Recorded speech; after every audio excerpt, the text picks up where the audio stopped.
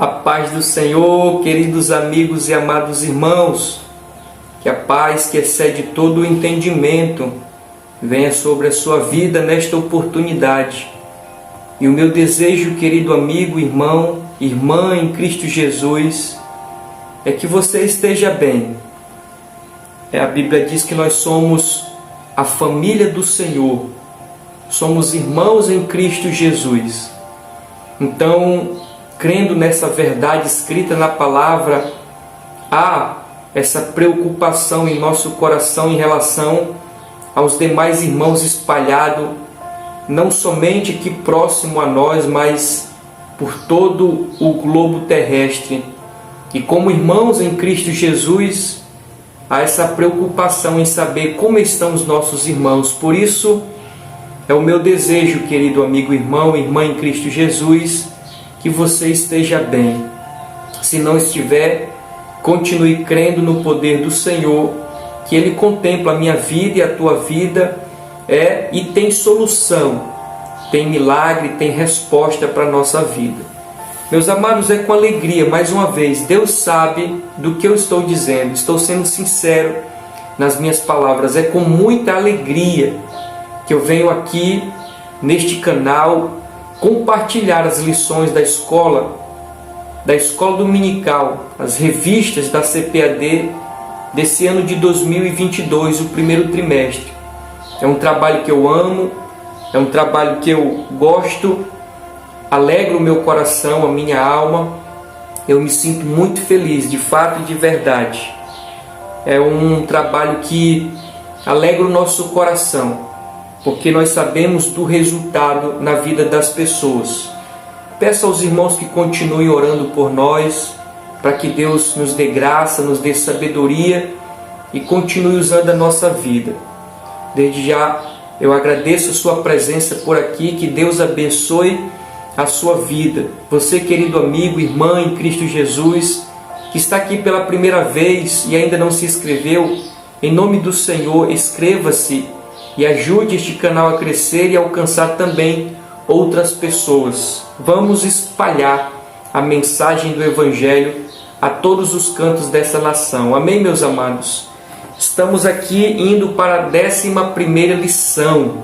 A 11ª lição. Você acompanha na tela o tema geral da revista da CPAD do primeiro trimestre de 2022 é a supremacia das Escrituras, a inspirada, inerrante e infalível Palavra de Deus. Esse é o tema geral dos 3 meses.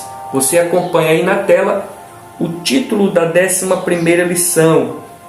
E o título é Lucas e Atos, o modelo pentecostal para hoje. Glórias ao nome do Senhor. Esse é o título, então, da 11ª lição. Nós vamos para os objetivos. Você acompanha aí na tela os objetivos da nossa lição. E na maioria das vezes são 3. O primeiro, enfatizar a ação do Espírito Santo na vida e ministério de Jesus em Lucas. Segundo, ressaltar que a manifestação do Espírito Santo no ministério da igreja em Atos é cumprimento da promessa de Deus revelado por intermédio do profeta Joel. E o terceiro, apontar que o batismo no Espírito Santo é uma promessa atual e deve ser buscado por todos os crentes como capacitação para o serviço cristão. Oh, glória! Que objetivos gloriosos, né, meus amados? Esperamos em nome do Senhor até o final atingir esses objetivos. Quero deixar aqui destacado também os tópicos com seus subtópicos. Você acompanha aí na tela, meus amados. O tópico da nossa lição, o primeiro diz: o Evangelho de Lucas, o Espírito Santo no ministério de Cristo. O primeiro subtópico é o Espírito Santo no Evangelho. O segundo, o Espírito Santo e o batismo de Cristo.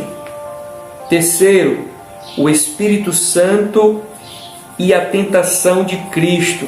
O quarto, o Espírito Santo e a missão de Cristo. O segundo tópico, meus amados, tem como título Atos dos Apóstolos, o Espírito Santo no ministério da igreja. O primeiro subponto é o Espírito Santo em Atos. O segundo é a promessa cumprida no Pentecostes. E o terceiro subtópico é a expansão da igreja. O terceiro tópico, meus amados, dessa lição é um modelo pentecostal para a igreja dos nossos dias. O primeiro subtópico é o revestimento de poder do alto. O segundo subtópico é as línguas como evidência inicial. O terceiro subtópico é a plenitude do Espírito Santo. Glórias ao nome do Senhor. Bendito seja Deus. Glória a Jesus. Que lição tremenda, meus amados. Que lição tremenda. Pelo que nós já estudamos aqui, pontuando, será uma lição extraordinária. Fique até o final e que a sua vida seja impactada pelas essas verdades que iremos trazer aqui. Quero também deixar ressaltado o nosso textual e a verdade prática. Acompanhe aí, meus amados, na tela o textuário e a verdade prática. O textuário está em Atos dos Apóstolos, no capítulo 2, verso 4. Abre aspas, diz: E todos foram cheios do Espírito Santo e começaram a falar em outras línguas, conforme o Espírito Santo lhe concedia que falassem. Atos dos Apóstolos, no capítulo 2, verso 4. Bendito seja o nome do Senhor. A verdade prática você acompanha aí na tela também e diz: a atividade do Espírito Santo e suas implicações na vida cristã são o padrão bíblico adotado pelo crente pentecostal. Bendito seja o nome do Senhor Jesus Cristo. Meus amados, fiquemos até o final e que o Espírito Santo de Deus fale poderosamente ao nosso coração. Amém? Como sempre, eu deixo aqui registrado e ressaltado a particularidade desse canal. Nós temos pelo menos duas particularidades. A primeira é não ter pressa de chegar até o final, e a segunda é olhar para a nossa revista e tentar tirar ao máximo daquilo que ela está querendo nos passar. Tentar extrair o máximo possível de verdades para o nosso coração. Amém, meus amados? Por isso você vai observar que dificilmente nós temos uma lição de menos de 1 hora. Mas não é que eu esteja querendo cansar os irmãos. É porque tem lições, meus amados, que são muito gloriosas. E nós temos essa oportunidade, então, de aproveitar o máximo possível. E assim nós fazemos. E eu tenho certeza que isso está dando certo, porque nós temos visto o resultado. Amém? Então, vamos para a nossa lição, ponto a ponto, tentar extrair aqui o máximo possível de verdade para as nossas vidas. Então, me chama a atenção aqui, logo o título. Eu estava aqui lendo e veio algo na minha mente, o meu coração, e quero compartilhar aqui esse conhecimento para nós. Nós precisamos ter em mente que existem grupos, dentro do cristianismo, existem grupos de irmãos. Por exemplo, existem os irmãos que têm a linha reformada, existem os irmãos que têm a linha pentecostal e existem irmãos que têm a linha neopentecostal. Alguns chamam esse aqui, que no caso é o pentecostal, de pentecostal clássico e o neopentecostal. Então, cada um desses grupos tem uma linha de pensamento, tem uma forma de ação, tem uma maneira de enxergar a Bíblia Sagrada. É bem verdade que a maioria dos pontos, eles convergem. E os pontos que divergem são muito poucos, os pontos que divergem. Por isso, então, que o título da nossa lição está apontando para isso, um modelo pentecostal. Ou seja, é a maneira como os pentecostais têm a visão em relação à ação do Espírito Santo e à pessoa do Espírito Santo. Tá bom, meus amados? Era esse pequeno detalhe que eu queria já deixar registrado aqui para nós. Então, nós temos os irmãos de linha reformada, os pentecostais e o neopentecostal. Via de regra, o que diferencia o pentecostal do neopentecostal é que o neopentecostal ele vai fazendo um sincretismo religioso. É um grupo de irmãos, eu chamo de irmãos porque todos nós somos seres humanos irmãos, mas são um grupo de pessoas que se dizem cristãos, mas que vão adotando práticas que não são aceitas pelo pentecostalismo, né? O uso de objetos, o uso de amuletos, algumas coisas que vão se distanciando da Escritura, né? Vão se distanciando da Escritura. Então, a maioria, as Assembleias de Deus, elas são consideradas pentecostais, mas há outros ministérios que são considerados neopentecostais devido a essas práticas aí do sincretismo religioso. Vão se utilizando de práticas que estão inseridas em outras religiões e trazem para dentro da sua, para lhe tentar agradar e fazer os seus movimentos. Mas, enfim, isso é detalhe para uma outra lição. Amém, meus amados? Mas vamos aqui olhar para o texto áureo. Quando eu olho para o texto áureo que está em Atos dos Apóstolos, no capítulo 2, verso 4, eu destaco e digo aqui para nós que isso é um texto, Atos dos Apóstolos, capítulo 2, é um texto muito conhecido como a descida do Espírito Santo. É o momento em que Cristo sobe, é assunto aos céus, deixa a promessa de que viria o Consolador, e em um determinado momento o Espírito Santo vem, que é a promessa de Jesus Cristo. Então, nós temos esse texto conhecido como a descida do Espírito Santo. Amém? Era esse primeiro detalhe, mas tem mais aqui. Quando eu olho para esse texto, nós precisamos compreender o contexto. Jesus ele tem o seu ministério com o seu primeiro milagre, transformando a água em vinho. Depois disso, ele começa a fazer diversos milagres. A Bíblia diz que se fosse colocar em livros os milagres que Jesus fez, não caberia, de tantos milagres que Jesus realizou no tempo em que desenvolveu o seu ministério. Mas havia a promessa de que Jesus ele viria e cumpriria uma missão, morreria e ressuscitaria e voltaria para o Pai. Então assim aconteceu. Depois de 3 anos e meio de ministério, Jesus ali, ele é crucificado, ele é colocado em uma sepultura. No terceiro dia ele ressuscita, passa ali aproximadamente 40 dias ainda com os seus discípulos. Findo esses 40 dias, ou esse período depois da ressurreição, é o momento dele voltar para junto do Pai. Mas antes dele voltar para junto do Pai, ele dá essa promessa, né? Ele dá essa promessa de que enviaria o Consolador, bendito seja o nome do Senhor. Então, é um acontecimento depois da ordem de Jesus. E qual foi a ordem de Jesus? Esse acontecimento da descida do Espírito Santo.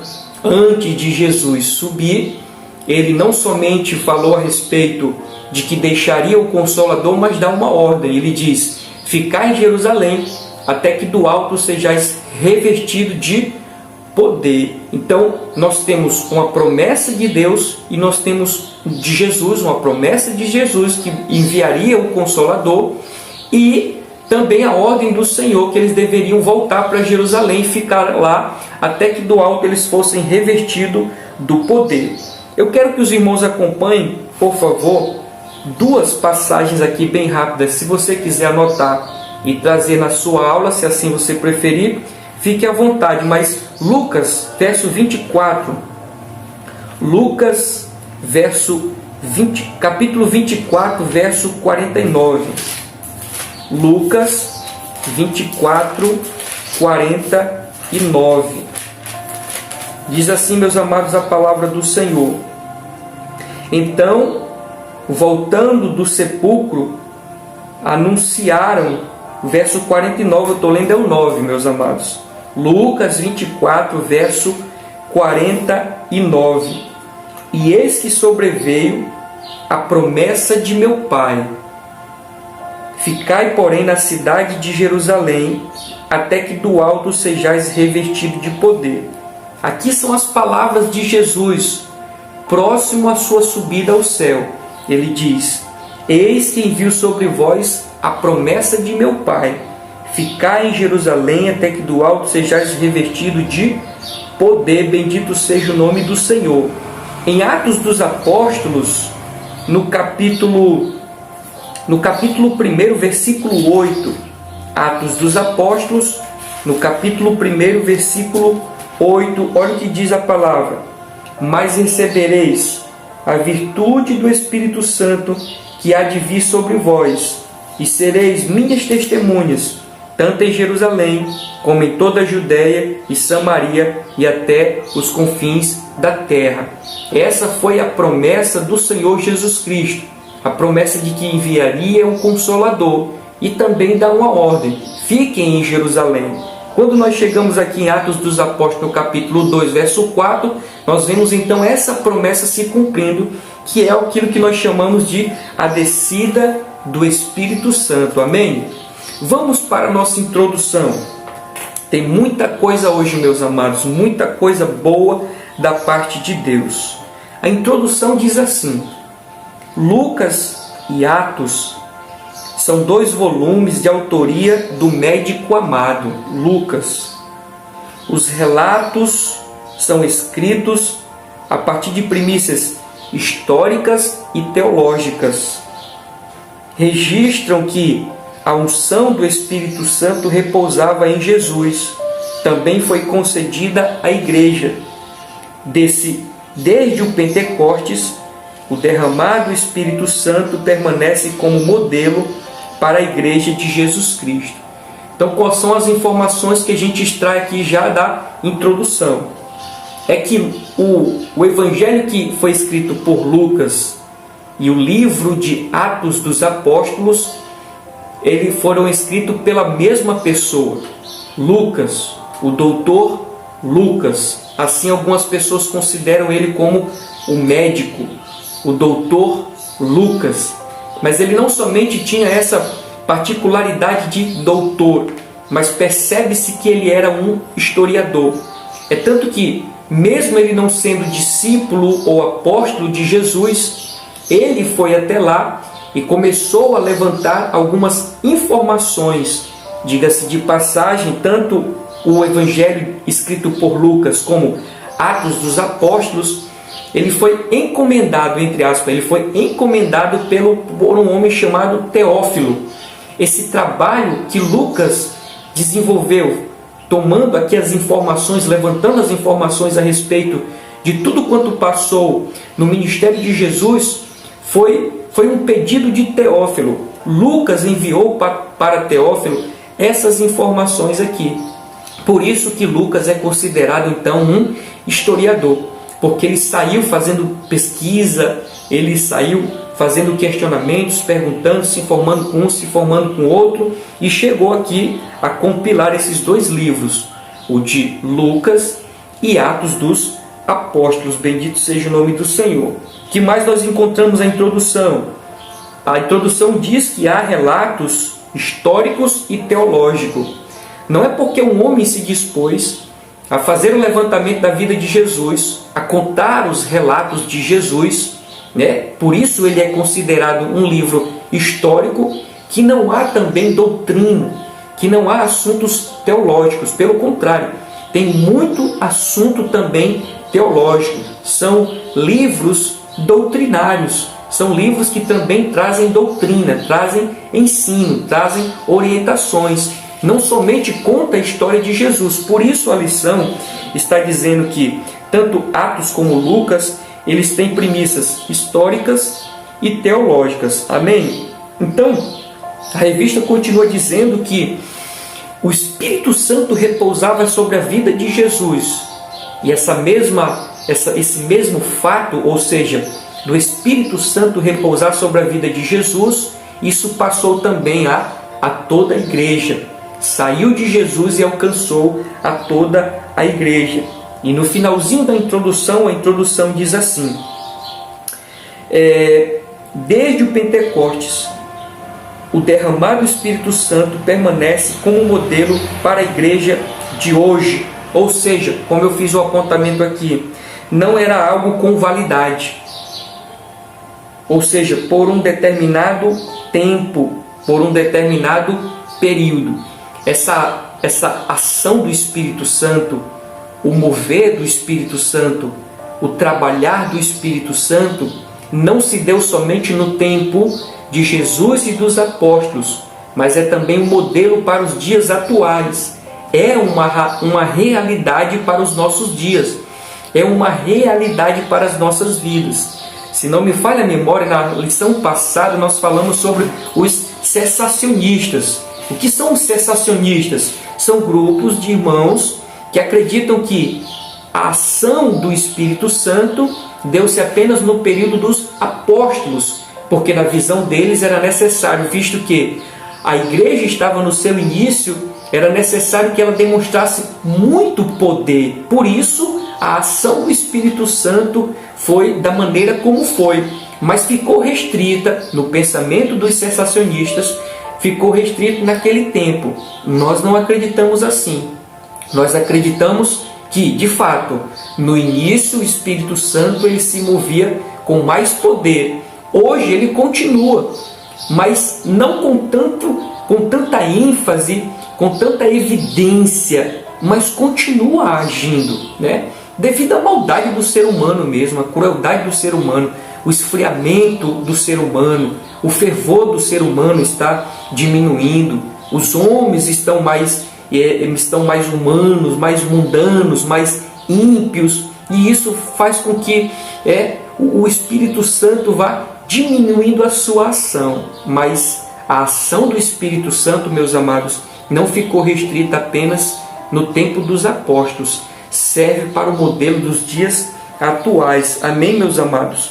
Então, Lucas e Atos dos Apóstolos, mas especificamente Atos dos Apóstolos, tem alguns estudiosos que, pelo fato do livro de Atos dos Apóstolos ser tão intenso e mostrar tantas ações do Espírito Santo, alguns nem chamam de Atos dos Apóstolos, mas chamam de Atos do Espírito Santo, porque o Espírito Santo, no nascedouro da igreja ali, está realizando grandes sinais, prodígios e maravilhas por intermédio dos apóstolos. Amém? Vamos adiante, está gostoso, né? Mas tem muito mais ainda para as nossas vidas. O primeiro ponto diz assim: o Evangelho de Lucas, o Espírito Santo no ministério de Cristo. Então nós vamos ver o Espírito Santo sobre a vida de Jesus. O primeiro ponto diz o Espírito Santo no Evangelho. Então vamos ver como o Evangelho de Lucas mostra a ação do Espírito Santo. Vamos lá. Lucas registra os fatos acerca da vida e a obra de Cristo. Lembra que ele saiu, como um historiador, pesquisando, se informando, pegando informação com um, pegando a informação com o outro, e ele foi montando o livro de Lucas e Atos dos Apóstolos. Vamos lá. O livro de Lucas registra os fatos acerca da vida e da obra de Cristo. O evangelista enfatiza aqui o papel do Espírito Santo no advento do Messias. A ação do Espírito Santo é percebido na vida do precursor de Cristo, ou seja, de João Batista. Ele já destaca ali a ação do Espírito Santo na vida de João Batista, que foi o precursor de Jesus Cristo, quando ele mesmo diz, que ele iria preparar o caminho para que Cristo assim desse início ao seu ministério. E nós já vemos desde a vida de João Batista a ação do Espírito Santo. Continuando, não somente na vida de João Batista, mas na vida de Isabel e de Zacarias, que são os pais de João Batista. Por exemplo, em Lucas, no capítulo 1, verso 67, nós vemos a canção, o cântico de Zacarias. Ele vai deixar ali registrado que o Espírito Santo estava no controle, estava comandando, estava em todo o processo, em todo o processo da vida do Senhor Jesus Cristo. Nós encontramos esse relato de Zacarias no seu cântico. Continuando, então nós estamos vendo a ação do Espírito Santo na vida, começando na vida de João Batista, na vida dos seus pais, na concepção virginal de Maria, o José, ele deseja, né, ele coloca no seu coração deixar Maria pelaquela situação da gravidez, o anjo chega com ele e diz assim: isso é obra do Espírito Santo. E até o próprio anjo disse para Maria que aquele menino seria gerado do Espírito Santo. Louvado seja o nome do Senhor, louvado seja o nome do Senhor. Vamos mais adiante, meus amados, vamos mais adiante. E na vida de Simeão, ao conhecer o Messias antes de morrer, isso está em Lucas, no capítulo 2, no verso 26. Havia uma promessa para este homem chamado Simeão, que era um dos responsáveis ali pelo templo. E a promessa é que ele viria, ele olharia, ele enxergaria, ele contemplaria com os seus olhos o Messias, o Salvador. Antes que ele morresse, ele iria ter esta honra, este privilégio de contemplar com os seus olhos o Messias. E de fato aconteceu, né, na vida deste homem aqui, de Simeão, contemplar o Messias antes de morrer. Continuando, o Evangelho ainda ressalta o poder de Cristo em batizar no Espírito Santo e com fogo. O Espírito Santo e com fogo. O próprio João Batista relata ali, quando Jesus está sendo batizado, que ele não era digno de batizar Jesus, mas Jesus disse para ele que era necessário que tudo se cumprisse e que ele fizesse o que ele deveria fazer. E João Batista também testifica dizendo assim, que ele não era digno nem de desatar as sandálias de Jesus, né? Mas esse Jesus viria e batizaria não somente com água, não batizaria com água, mas com o Espírito e com fogo. Bendito seja o nome do Senhor.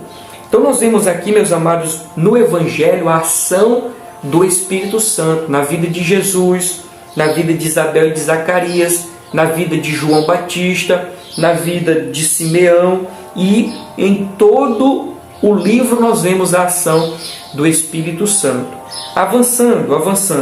O segundo subtópico diz: o Espírito Santo e o batismo de Jesus. Essa cena aqui é gloriosa, mas vamos lá.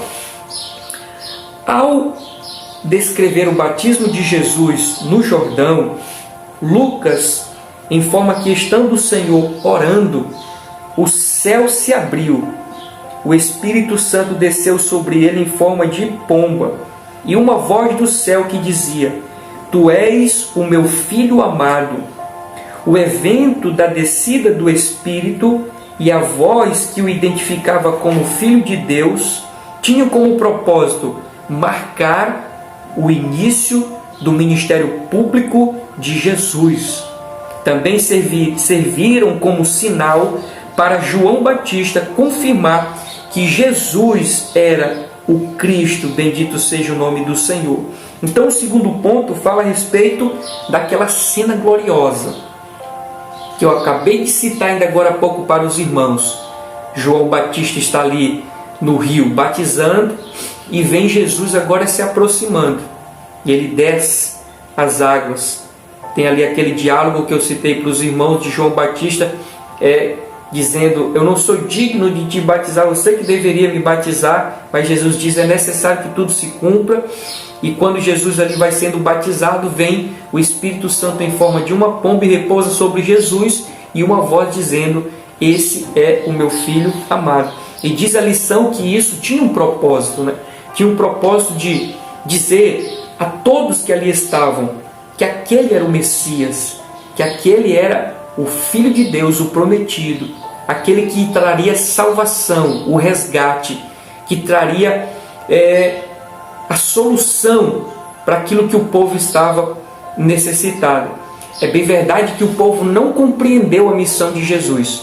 Muitos não compreenderam a missão de Jesus. Até então, João, no capítulo 1, a partir do verso 11, diz assim: Jesus veio para os seus, mas os seus não o receberam. Mas a todos quanto o receberam, deu-lhes o poder de serem feitos filhos de Deus, Mas por que muitos dos judeus não os receberam? Porque os judeus esperavam o Messias que iria tirar eles da condição de escravo de Roma, do subjugo de Roma, tirar eles dessa condição de vassalos. Mas Jesus Cristo não tinha esse propósito. O propósito de Cristo em trazer libertação era o propósito espiritual, mas eles não compreenderam essa verdade, por isso muitos rejeitaram. Por isso, meus amados, nós vemos essa cena do batismo, para demonstrar, trazer como um sinal de que aquele era o Messias, inclusive para o próprio João Batista. Tem um texto aqui também, meus amados, de João capítulo 3, verso 2. João capítulo 3, verso 2. Eu quero deixar aqui registrado para os irmãos. Esses são passagens que não tem na lição e eu trago aqui para nós, para enriquecer a nossa lição. E diz assim, João capítulo 3, versículo 2. Este foi ter com Jesus de noite e disse-lhe, este quem? Nicodemos. Capítulo 3 fala a respeito da vida de Nicodemos, ou seja, Nicodemos foi ter com Jesus e disse-lhe, Rabi, que significa mestre, bem sei que és mestre vindo de Deus, porque ninguém pode fazer o que? Estes sinais que tu fazes, se Deus não for com ele. Observa que os sinais, meus amados, eles foram evidenciados, eles foram realizados para servir como, de fato, uma demonstração de que Jesus não era um homem comum, normal, mas alguém enviado da parte de Deus, o próprio Deus encarnado, como disse João. O Verbo se fez carne e habitou entre nós. Vamos avançar, meus amados. Vamos avançar que tem muito mais. O terceiro subponto diz assim, o Espírito Santo e a tentação de Cristo. Interessante que Jesus ele começa ali sendo batizado, quando ele sai da água, ele já é conduzido pelo Espírito Santo para o deserto e ali ser tentado por 40 dias por Satanás. E aquela história que os irmãos já sabem, diga-se de passagem, meus amados, um texto recheado de verdades. Já deixo aqui até um conselho, depois que você terminar essa lição aqui, pegue esse texto, entre no seu quarto, dobre o seu joelho, peça o seu entendimento e você vai ver, meus amados, o quanto de verdade tem nesse texto da tentação de Jesus. É glorioso, é um texto glorioso, meus amados. Mas vamos lá. O terceiro ponto da lição diz, o Espírito Santo e a tentação de Jesus. Após o batismo nas águas e cheio do Espírito Santo, Jesus foi impelido pelo Espírito ao deserto e lá foi tentado pelo diabo durante 40 dias. Isso está em Lucas capítulo 4, tá bom? Vamos lá. Nesse período, manteve a comunhão com o Pai e se fortaleceu por meio da oração e do jejum. A vitória do Senhor sobre a tentação demonstra que ele estava capacitado para cumprir o seu ministério. Cristo venceu o diabo pelo poder do Espírito e da palavra. Bendito seja o nome do Senhor. Veio agora na minha mente, meus amados, e eu já citei aqui para nós, na locubração da mente dos homens, pregadores instigam o povo a pisar na cabeça de Satanás, a apontar o dedo na cara de Satanás, desafiando. E a Bíblia não nos instrui isso. A Bíblia não nos autoriza a fazer isso. Mas se tomarmos como base a vida de Jesus, olha o que nós vamos ver. Como foi que Jesus venceu a Satanás? Diz aqui a nossa lição, no poder do Espírito e da palavra. De igual modo como Jesus assim venceu Satanás, meus amados, por esse caminho, nós também iremos vencer. Não é pisando na cabeça de Satanás, não é apontando o dedo na cara de Satanás, não, queridos, não. É por meio do poder do Espírito Santo e da palavra do Senhor Jesus Cristo. Olhando ainda aqui alguns pontos para nós, dentro desse tópico que eu li, eu destaquei que Jesus está vivendo uma luta espiritual, quando ele é conduzido para o deserto, e ali por 40 dias ele é tentado por Satanás. Glória a Deus. Eu destaquei aqui algumas verdades também, que diz assim: o que o diabo ofereceu para Jesus é o mesmo que hoje ele oferece para muitos, e muitos estão aceitando. Como eu disse ainda agora há pouco para os irmãos, se você puder se deter por um tempo estudando essa passagem da tentação de Jesus, dentre muitas coisas que nós vamos perceber, é que o inimigo ele oferece coisas para o Senhor. Ele oferece ali a oportunidade de que Jesus se alimente por pão, não é isso? Ele coloca ali os reinos. Se Jesus se prostrasse diante dele, o diabo daria os reinos. Tem ali também com relação essa particularidade de saber que Jesus ou Deus ele nos guarda. Ele disse assim: lança-te daqui para baixo, porque está escrito que aos teus anjos dará ordem ao teu respeito para te guardarem. E Jesus disse assim: não tentarás o Senhor teu Deus. Então essas mesmas coisas, meus amados, que o inimigo no início ofereceu para Jesus, é exatamente as mesmas coisas que o inimigo oferece nos nossos dias. E diga-se de passagem, muitos estão aceitando, muitos estão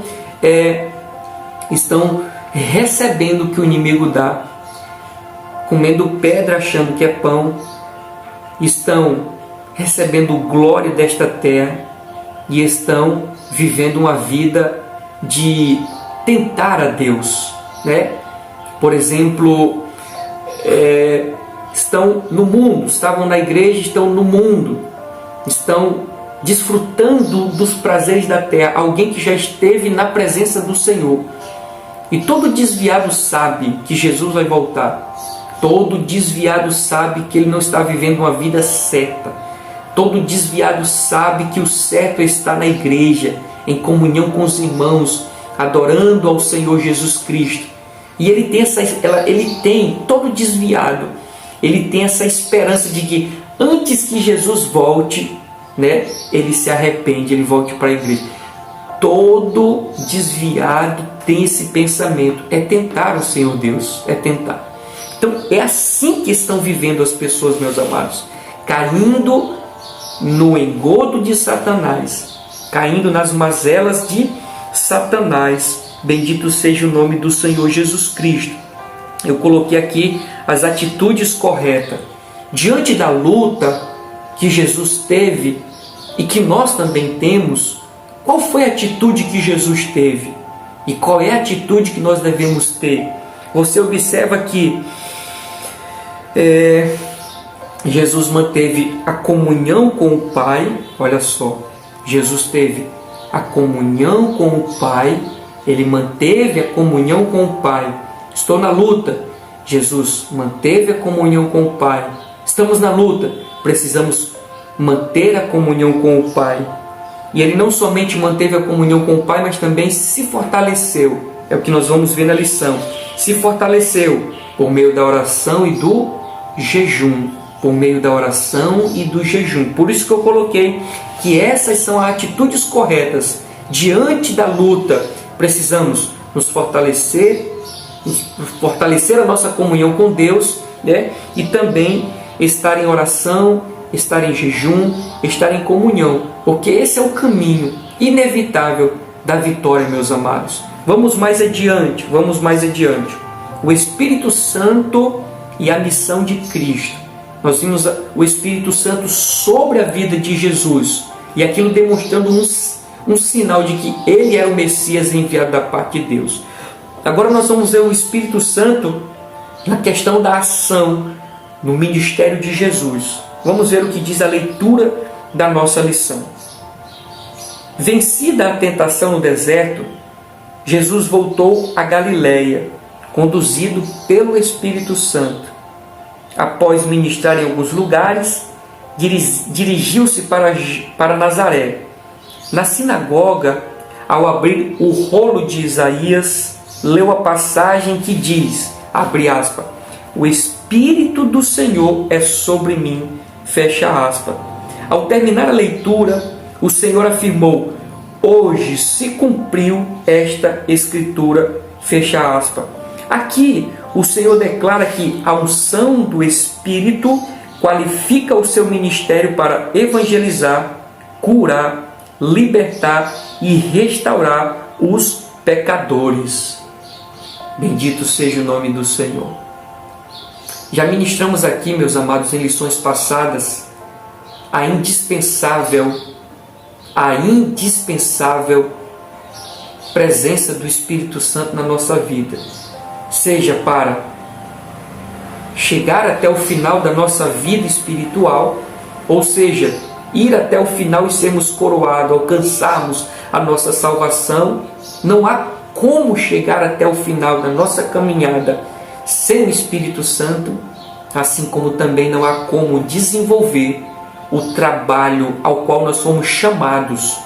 Todos nós fomos chamados para desempenhar uma obra, e não há como desempenhar essa obra sem o Espírito Santo, porque é Ele quem nos dá força, é Ele quem nos dá entendimento, é Ele quem nos dá o discernimento, é Ele quem nos dá estratégia, é Ele quem nos dá poder para realizarmos esta obra. E na vida de Jesus não foi diferente. Quando Ele pegou o rolo, de Isaías, e Ele diz, o Espírito de Deus está sobre mim, bendito seja o nome do Senhor Jesus Cristo. Vamos ler essa passagem, meus amados. Veio aqui no meu coração essa vontade de ler essa passagem. Isaías, capítulo 61. Isaías, capítulo 61, o verso 1 e o verso 2. Diz assim, o Espírito do Senhor Jeová está sobre mim, porque o Senhor me ungiu, ou seja, me separou, para pregar boas novas aos mansos, enviou-me para restaurar os contritos de coração, proclamar a liberdade aos cativos e a abertura aos presos, apregoar o ano aceitável do Senhor e o dia da vingança do nosso Deus, a consolar todos os tristes. Olha a missão de Jesus, muito bem definida, estabelecida. Missão essa que Ele desenvolveria pelo fato de estar com o Espírito Santo sobre Ele. Conosco não será diferente. Eu até pontuei dizendo aqui, meus amados, que é o Espírito Santo, ou o Espírito Santo é o capacitador. É aquele quem capacita o ser humano para realizar ou fazer a obra do Senhor Jesus Cristo na face da terra. Eu deixei também aqui uma outra referência, isso não tem na nossa lição, mas como um conhecimento a mais, se você abrir em Êxodo, no capítulo 31, do verso 1 ao verso 3, Êxodo capítulo 31, do 1 ao 3, você vai ver que Deus escolheu destacou dois homens para construir tudo aquilo que Ele havia mostrado para Moisés em relação ao tabernáculo. Tanto a questão do tabernáculo quanto a questão dos utensílios. E diz lá que o Espírito os capacitou para fazer exatamente como Deus havia mostrado para Moisés. Olha aí, meus amados, mais uma vez, a Bíblia nos mostrando a indispensável presença do Espírito Santo de Deus em nossa vida para realizarmos a obra do Senhor. De igual modo, na vida de Jesus, nós precisamos também, e é glorioso quando nós fazemos a obra do Senhor. Vamos avançar, queridos irmãos e irmãs, vamos para o nosso segundo tópico da nossa lição. Eu espero em Deus que o Espírito Santo esteja bradando aí no teu coração e falando fortemente, aquecendo o fogo no teu coração, querido amigo. Vamos lá. O segundo ponto diz, Atos dos Apóstolos. Nós vimos a ação do Espírito Santo em Lucas, o Evangelho escrito por Lucas. Nós vamos agora para o livro dos Atos dos Apóstolos, ou segundo alguns, Os atos do Espírito Santo. Então vamos lá. Atos dos Apóstolos. O Espírito Santo no ministério da igreja. O Espírito Santo no ministério da igreja. Ou seja, o Espírito Santo no trabalho. O Espírito Santo na missão. O Espírito Santo ajudando a igreja a realizar o seu propósito. Porque o propósito da igreja, meus amados, é esse. O propósito da igreja, de igual modo Jesus, lembra do texto de Isaías 61 que nós acabamos de ler? O mesmo propósito de Jesus é o propósito da igreja. Infelizmente nós estamos vendo que a igreja ela está se distanciando dessa verdade. A igreja ela está tentando alcançar outros objetivos e deixando aquilo que de fato deve ser executado. Infelizmente. Mas o propósito da igreja, a constituição da igreja, ela foi constituída para ser salva e levar a salvação às outras pessoas. Para isso conta com a indispensável presença do Espírito Santo de Deus. Eu destaco aqui essa palavra igreja. Essa palavra igreja também aparece pela primeira vez pela boca de Cristo, daquela cena gloriosa, quando Jesus chega para os seus discípulos e pergunta: o que dizem os homens ao meu respeito? Eles respondem: alguns dizem que tu és Elias, alguns dizem que tu és João Batista, alguns dizem que tu és um dos profetas. E Jesus se volta para os discípulos e diz: e vocês? O que é que vocês dizem que eu sou? Aí Pedro se levanta e diz: Senhor, tu és o Cristo, o Filho do Deus vivo. Aí ele diz para Pedro: bem-aventurados sois vós, Simão Bar-Jonas, que não te revelou carne e sangue, mas o meu Pai. E ele diz assim: tu és Pedro, e sob esta pedra edificarei a minha igreja. Bendito seja o nome do Senhor. Que igreja vem da palavra eclesia, tirados para fora, ou seja, do sistema, tirado do sistema para viver com uma outra mentalidade, a mente de Cristo, como diz a palavra do Senhor Jesus. Vamos lá adiante, meus amados, vamos lá adiante. Bendito seja o nome do Senhor Jesus Cristo. Isso está em Mateus 16, 18, essa história que eu contei do diálogo de Jesus com Pedro, meus amados. Vamos adiante. O Espírito Santo em Atos, vamos para a leitura. Ao concluir o Evangelho, Lucas anota que Jesus instruiu os discípulos a esperarem o revestimento do alto. Após o Senhor ter sido elevado aos céus, o livro de Atos dá prosseguimento a essa narrativa. O autor ratifica que o derramamento do Espírito Santo era a capacitação necessária para a evangelização dos povos. Viu que eu disse agora há pouco que o Espírito Santo é o capacitador?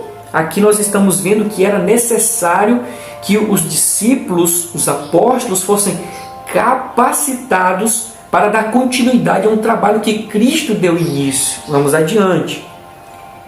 Relata acerca de 120 discípulos. Deixa eu ler de novo. O autor ratifica que o derramamento do Espírito Santo era a capacitação necessária para a evangelização dos povos. Relata que cerca de 20 discípulos voltaram a Jerusalém em oração, aguardaram o revestimento de poder. Portanto, Atos registra a ação do Espírito Santo na inauguração histórica da igreja como agência de Cristo. Trata-se da continuação da obra de Jesus por meio dos discípulos capacitados pelo Espírito Santo de Deus.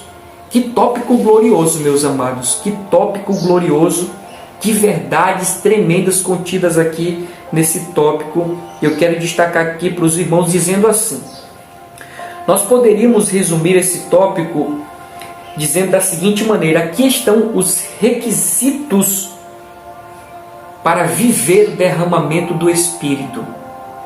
os requisitos para desfrutar do derramamento do Espírito, seja individualmente, seja coletivamente. O texto está dizendo que Atos dos Apóstolos é uma continuação de Lucas. Pode ver, irmãos, a gente vê literalmente ali uma continuidade realmente. E a continuidade agora de Atos dos Apóstolos é os discípulos voltando. Em Lucas termina Jesus dizendo, vão para Jerusalém. Em Atos nós já vemos os discípulos voltando, esperando a promessa do alto. E ali aconteceu o que nós sabemos, o derramamento do Espírito Santo, a descida do Espírito Santo. Mas quais são os requisitos para se viver esse derramamento? Eu coloquei, primeiro, nós precisamos entender que é um poder do alto, vem do alto, vem de cima, vem da parte do Pai. Não é uma manipulação humana, não é um artifício humano, não é uma capacidade humana, não. Vem do alto, vem de cima, vem da parte de Deus. Nós estamos falando sobre os requisitos para viver o derramamento do Espírito. E eu estou dizendo aos irmãos que nós precisamos compreender primeiramente que é algo que vem do alto. Por que eu digo e ressalto esta verdade, irmãos? Porque o que nós estamos vendo hoje, os pseudos avivamento, eles estão acontecendo assim. Primeiro, não vem do alto, vem dos homens. A maioria de vocês, eu espero não estar ofendendo ninguém, porque eu faço parte do meio, irmãos. Eu estou falando pela experiência. Tem-se o culto do avivamento, o congresso do avivamento, o encontro do avivamento, e a proposta é o avivamento. Então tem-se ali a prédica, tem-se ali a pregação, no final chama as pessoas para frente e fica instigando, até que alguém fale alguma coisa. Você sabe o que eu estou dizendo. Então você observa que já não é coisa que vem do alto, é coisa que vem do homem para o homem. Olha o risco, irmãos, que nós corremos. Por isso nós vemos tantas aberrações, porque as pessoas não estão aqui atingindo os requisitos para se chegar ao derramamento do Espírito Santo. Então, primeiro, é o poder que vem do alto. O segundo, meus amados, observe que Jesus diz assim, ficar em Jerusalém, e a lição está dizendo, eles voltaram. O que significa isso? O segundo requisito para ser participante do derramamento, obediência. Jesus disse, voltem para Jerusalém. E agora em Atos dos Apóstolos, nós vemos eles voltando para Jerusalém. O que é isso? Obediência. Ou seja, para participar, para viver o derramamento do Espírito, é necessário uma vida de obediência. Não há como desfrutar da presença do Espírito Santo, desse mover do Espírito Santo, uma vida de rebeldia, uma vida rebelada, uma vida de discórdia, uma vida totalmente desconectada. Não tem como, meus amados. E nós estamos vendo muito claramente isso na vida dos apóstolos. Por isso eles desfrutaram daquele momento tão glorioso. Ou seja, voltaram, obedeceram, obediência. O terceiro aspecto, meus amados, eles voltaram para Jerusalém e ficaram em oração. Ficaram em oração. Alguns dias ali reunidos, buscando ao Senhor, clamando ao Senhor, pedindo a promessa, e até que eles receberam a visitação do Espírito Santo de Deus, aquela cena gloriosa, meus amados, aquela cena gloriosa. Mas eles estavam em oração. De igual modo, nós precisamos estar em oração. Nós precisamos estar em uma vida de oração para viver, meus amados, esse mover do Espírito Santo. Eu trago aqui um relato para nós, e diga-se de passagem, até triste, Porque eu estou dizendo aos irmãos que eu faço parte deste meio e vejo as mazelas que acontecem no nosso meio. Por exemplo, tivemos um culto público aqui e veio um desses pregadores, assim meio para frente, meio desassombroso, e chamou o povo na frente. De igual modo como eu disse aos irmãos, aconteceu, instigando, o jovem, até que o jovem falou alguma coisinha, ele disse: olha, foi batizado com o Espírito Santo, está falando em línguas. No final do culto, meus amados, o jovem estava até brincando com o bolo, jogando bolo um no outro, jogando bolo nele.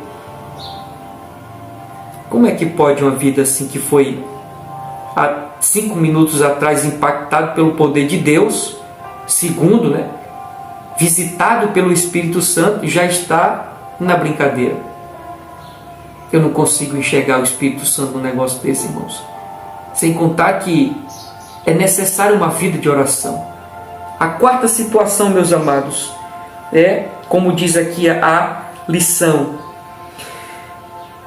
relata que cerca de 120 discípulos voltaram a Jerusalém e em oração aguardaram o revestimento de poder. O que é isso? Tempo.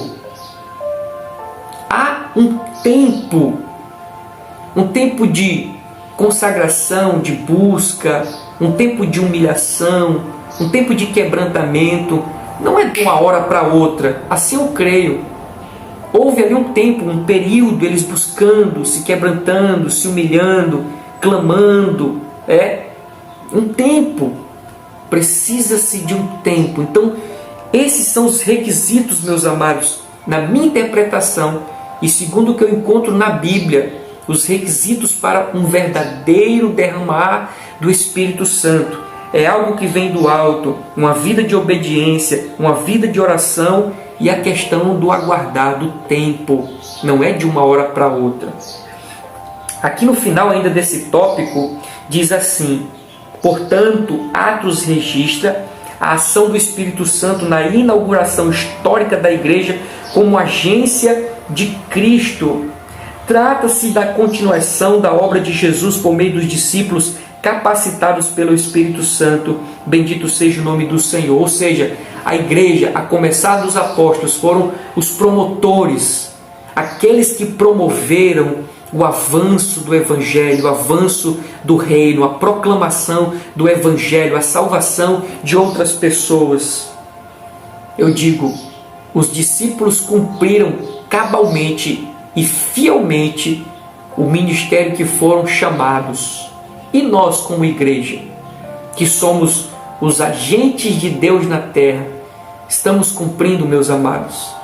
Estamos cumprindo fielmente o nosso chamado?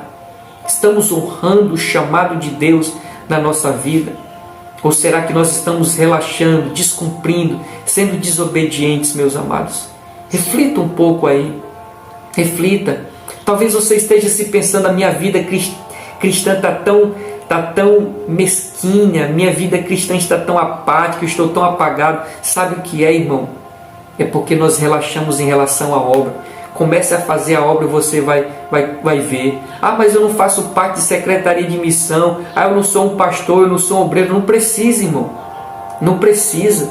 Basta você pegar a sua Bíblia e se dispor aí na casa de um amigo seu, de um parente seu, de um conhecido seu, alguém na sua rua, e você começar a pregar para ele. Você vai ver que a sua vida de cristianismo vai fazer agora muito mais sentido.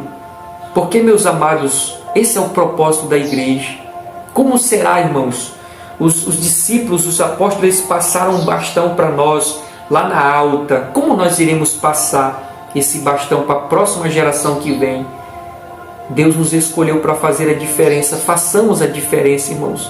Vamos passar para uma outra geração um fervor espiritual. Bendito seja o nome do Senhor. Vamos adiante para o terceiro tópico da nossa lição. O terceiro tópico da lição diz: um modelo pentecostal para a igreja dos nossos dias. Vamos lá. O primeiro ponto diz: o revestimento de poder da onde? Dos homens? Não, do alto. Vamos lá, diz a leitura assim: Pedro ensina que essa promessa está em vigor para todos os salvos, em todas as épocas. A experiência pode ocorrer junto ou após a regeneração. Ressalta-se que no Pentecostes, os discípulos já tinham o Espírito Santo. Todo salvo em Jesus recebe o Espírito Santo na conversão. Porém, o batismo no Espírito Santo é algo distinto do novo nascimento. Significa o recebimento de poder espiritual para realizar a obra da expansão do Evangelho, para uma vida cristã vitoriosa e adoração mais profunda. Em vista disso, a exemplo dos primeiros cristãos, a igreja odierna, ou seja, a igreja atual, deve buscar o revestimento de poder, bendito seja o nome do Senhor Jesus Cristo. Então esse tópico está dizendo que esse poder, irmãos, ele está ao alcance de todos. Qualquer um cristão, aquele que passou pelo encontro com o Senhor, pode passar por essa experiência do revestimento de poder. Não é algo que está restrito a um grupo de pessoas. Não. Ele está para todos. E em todas as épocas, como eu já disse aqui, que não está restrito apenas no tempo dos apóstolos, mas em todas as épocas, para todas as pessoas. A revista continua falando aqui algumas coisas mais ainda gloriosas para a nossa vida. É que o batismo no Espírito Santo é algo distinto do novo nascimento. Isso significa o recebimento de poder espiritual para a realização ou realizar a obra da expansão do Evangelho. E no final, ele dá um conselho que nós deveríamos buscar esse revestimento. Meus amados, de fato, nós precisamos buscar sim esse revestimento, ter o poder, ser capacitado pelo Espírito Santo para nós realizarmos a obra evangelizadora, a missão, cumprir a nossa missão para levar o Evangelho para as outras pessoas. Só que nós não podemos, meus amados, negligenciar aquilo que eu chamo de busca pelo caráter de Cristo. Deve haver esse equilíbrio, meus amados. Deve haver esse equilíbrio entre buscar o poder e buscar ter o caráter de Cristo. O que acontece nos nossos dias, infelizmente, é que as pessoas estão enfatizando a busca pelo poder. E muitas das vezes essa busca pelo poder, ela excede, chegando ao fanatismo, chegando à loucura, chegando às bizarrices por conta disso. Mas na verdade nós precisamos do equilíbrio entre busca pelo poder e a busca pelo caráter de Cristo. Porque é possível, meus amados, é possível que pessoas façam coisas, milagres, prodígios pelo poder, mas sem ter o caráter de Cristo. Por exemplo, a Bíblia diz, eu estou dizendo com base na Bíblia, a Bíblia diz que algumas ou pessoas vão chegar diante do Senhor e dizer: Senhor, eu fiz isso, eu fiz isso, eu fiz aquilo. Porque a lição está dizendo assim, nós cremos que a capacitação do Espírito Santo é para fazer coisas, é ou não é? É para realizarmos coisas. Só que vai chegar pessoas lá em cima, diante de Deus, e vão receber a desaprovação do Senhor. E o argumento deles, a justificativa é: Senhor, eu fiz isso, eu fiz aquilo outro. E Jesus, ou Deus, vai dizer: apartai-vos de mim, eu não conheço vocês. Olha, meus irmãos, que eles fizeram. Eles estavam testificando de uma verdade, mas essa verdade não estava de acordo com a vontade do Senhor. Ou seja, foram pessoas que deram prioridade ao sobrenatural, deram prioridade ao revestimento de poder, mas negligenciaram a busca pelo caráter de Cristo. A Bíblia diz que nós precisamos ter a mente de Cristo, ter o caráter de Cristo. Eu digo, meus amados, que esse é um ponto muito importante e que nós precisamos compreender, sermos parecidos com Jesus, sermos parecidos com Jesus. Uma outra coisa que eu quero trazer aqui para nós, meus amados, e assim eu entendo, apesar de que a denominação a qual eu participo tem uma visão diferente, a minha visão é essa. Primeiro, nós temos o Espírito Santo. Todos nós temos o Espírito Santo. Ou seja, aqueles que aceitaram a Cristo como seu Salvador, aqueles que passaram pelo processo, ou estão passando pelo processo da conversão, que se encontraram com Jesus e decidiram servir ao Senhor. A partir deste momento, o Espírito Santo passa a habitar na vida dele. Então eu concluo que todo cristão tem o Espírito Santo. Isso é uma coisa. O segundo é ser revestido de poder. Aqui está a diferença. O revestimento de poder. E o que seria o revestimento de poder? Poder, capacitação para fazer a obra do Senhor Jesus Cristo. Só que o terceiro ponto tem o falar em línguas.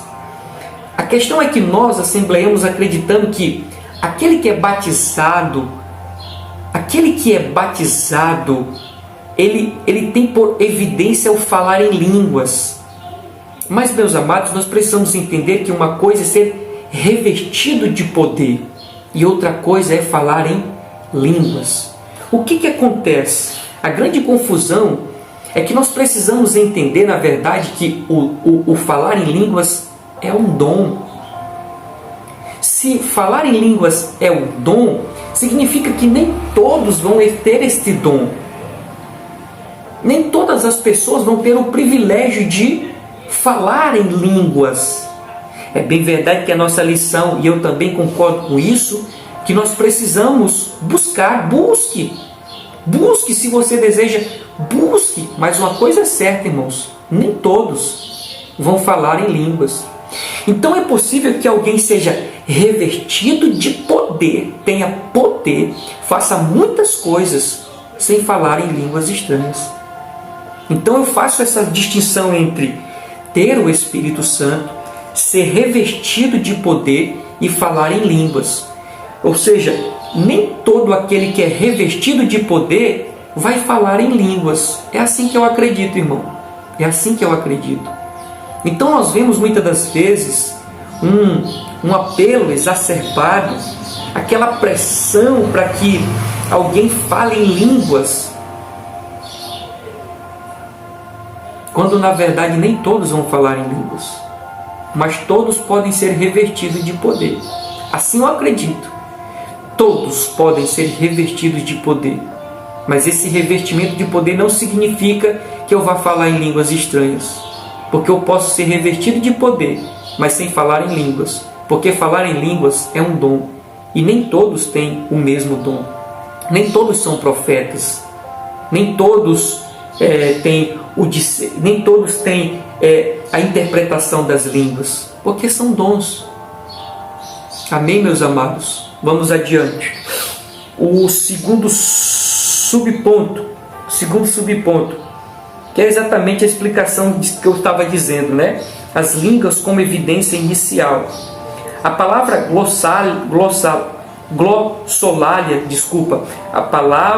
glossolalia, de origem grega, indica que as línguas concedidas pelo Espírito Santo podem ser humanas ou celestiais. No Pentecoste, os discípulos falaram em línguas. Em Cesareia, o centurião e a família falaram em línguas. Os irmãos em Éfeso falaram em línguas. Em Samaria e na vida de Paulo, as línguas estão implícitas. Assim sendo, o falar em línguas é a evidência inicial do batismo no Espírito Santo. Está vendo aí como nós assembleanos cremos assim? Ser batizado significa falar em línguas. Não! Todos nós somos batizados. Todos nós temos o Espírito Santo. Mas nós assembleanos somos ensinados assim, que alguém é batizado quando fala em línguas. Não! Falar em línguas é um dom. Então, nós somos batizados, mas alguns têm o dom de falar em línguas e outros não. Alguns Alguns é revertido de poder, mas não falam em línguas. Pode ser que alguns falam até em línguas, mas não sejam revertidos de poder, porque falar em línguas é um dom. Vamos para o terceiro subtópico da nossa lição. Bendito seja o nome do Senhor. A plenitude do Espírito Santo é o terceiro ponto da nossa lição. A plenitude do Espírito Santo. A experiência pentecostal não ficou restrita ao tempo dos apóstolos, isso nós já vimos. A expressão do meu Espírito derramarei, aponta para o início da dispensação do Espírito e mostra que a efusão será contínua até o grande e glorioso dia do Senhor.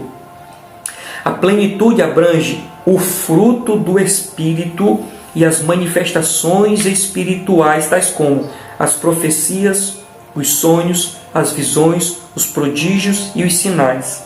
Assim, o Espírito permanece em ação na vida da igreja. Eu acredito, eu creio nisso. Senão ela não chegaria até onde chegou e nem avançaria se não fosse essa ação do Espírito Santo. Continuando. Ele, o Espírito Santo, é quem capacita e conduz o povo de Deus. Em razão disso, a Bíblia ensina: enchei-vos do Espírito Santo de Deus. Eu coloquei 2 pontos aqui para nós. Todo crente, toda igreja deve ser cheia do Espírito Santo de Deus. Disso depende a nossa vitória. A nossa vitória depende de nós sermos cheios do Espírito Santo.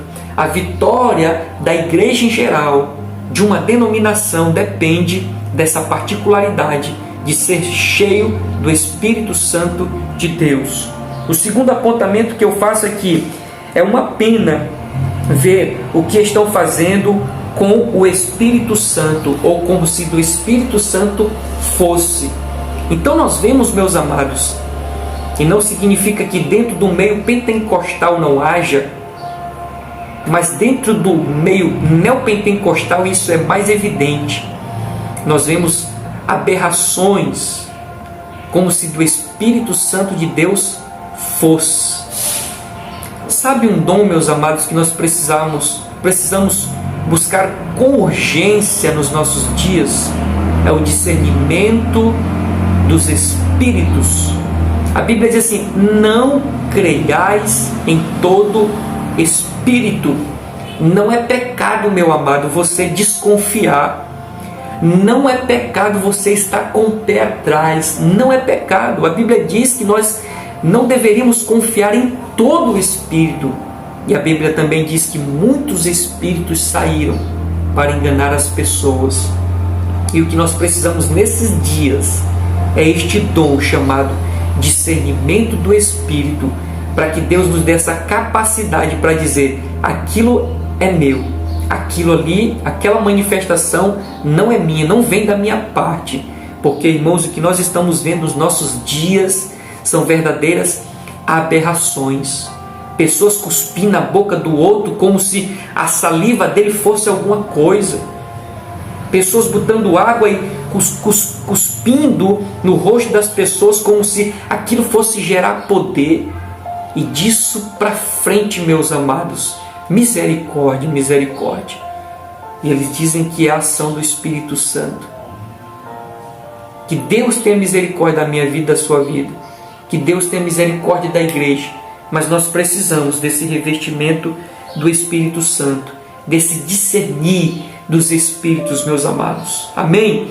Vamos para a nossa conclusão. Que lição gloriosa, né, meus amados? Eu também achei. O meu coração está queimando aqui em nome de Jesus. Vamos para a conclusão. E diz assim: Lucas descreve a capacitação do Espírito Santo no ministério de Jesus e no ministério da igreja. Esse revestimento de poder na vida do crente não é